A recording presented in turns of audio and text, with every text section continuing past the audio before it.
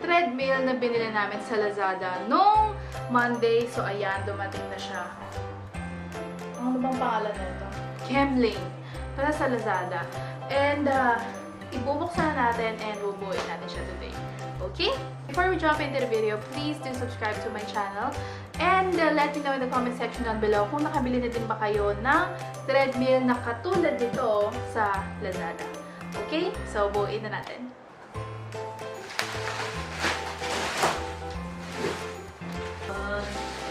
Dun, dun. Oh! It's red! Honey! It's red! Manual. Ano to? May lubricate oil. Ito. Jack. Yung ano. Sabi ito. Ano. Mga palikot ng screw and everything. And then yung nakalagay.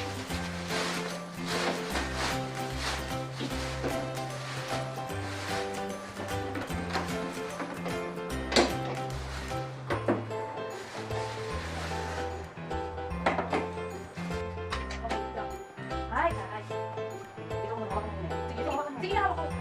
Hawak ko nga.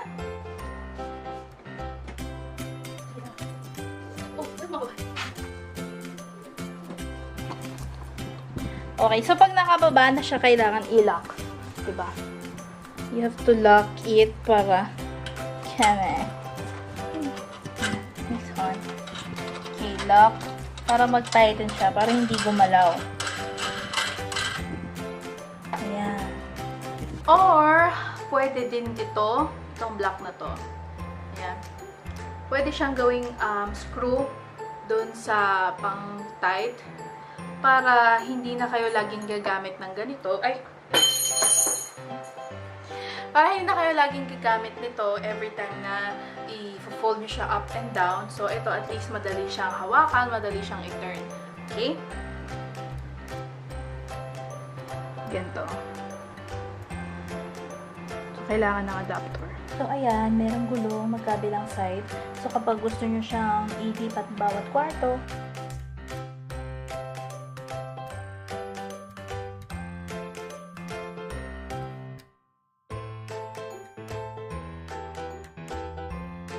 so, kapag tapos na, saksak na natin. And, yung switch niya nasa likod. Okay, ayan yung pinaka-board niya. And then, ito yung switch. Ayan.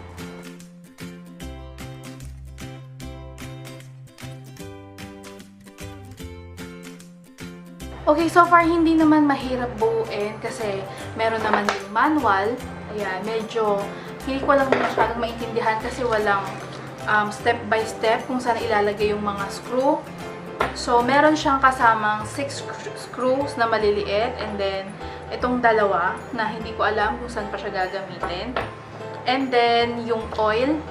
Yung oil, ilalagay siya dun sa belt, sa ilalim ng belt para maging smooth yung ikot niya. Very responsive naman si Kuya, yung seller nitong treadmill.